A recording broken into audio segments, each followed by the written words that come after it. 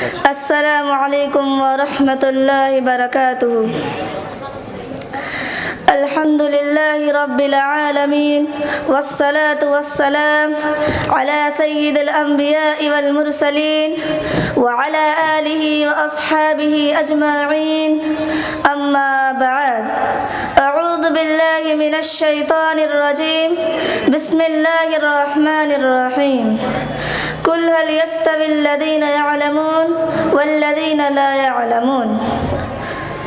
Respected teachers, honorable guests, and my dear Muslim society, today on the stage I am presented here to express my views before you on education for women and girls in Islam.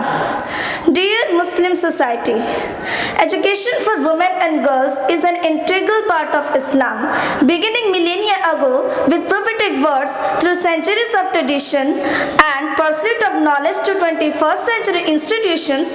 Muslim women respect the divine obligation to learn, neither can reasonably be used to justify restricting the education for girls. Our Prophet Muhammad sallallahu alaihi wasallam said, "Talabul ilmi farizatun ala kulli muslimin wa muslimah," means searching for knowledge is compulsory on every Muslim male and female. Dear Muslim society, in Islam, education for both men and women is obligated by Allah. The Quran puts the highest emphasis on acquiring knowledge and pursue it. And with more than 800 references to the word ilm and its derivations, it urges mankind to think, ponder and reflect. In Quran, Allah orders both men and women to increase their knowledge. Allah says in Surah Alaq, "Iqra bismi rabbikal ladhi khalaq, khalaqal insana min 'alaq. Iqra wa rabbukal akram, alladhi 'allama bil qalam, 'allamal insana ma lam ya'lam." Means read in the name of the Lord who created the human being from the blood clot. Read in the name of the God who created the pen and taught human being what he did not know. Allah also condemns those people who are not learned. Allah says in Surah Fatir, وَمَا يَسْتَوِي الْأَعْمَى وَالْبَصِيرُ, means those who can see and those who are blind are not equal to each other. وَلَا الظِّلُّ وَلَا الْحَرُورُ, nor the heat and the shade. وَلَا الظُّلُمَاتُ وَلَا النُّورُ, nor the darkness and the light. وَلَا الْأَحْيَاءُ وَلَا الْأَمْوَاتُ, nor the living and the death are equal to each other.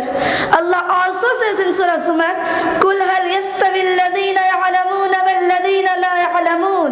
Allah also says in Surah Mujadala, لِيَرْفَعِ اللَّهُ الَّذِينَ آمَنُوا مِنْكُمْ وَالَّذِينَ أُوتُوا الْعِلْمَ دَرَجَاتٍ.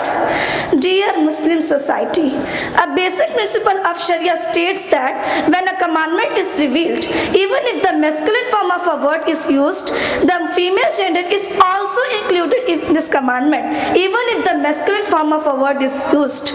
So, our Prophet Muhammad sallallahu alaihi wasallam used the masculine form of a word to describe most of the commandments.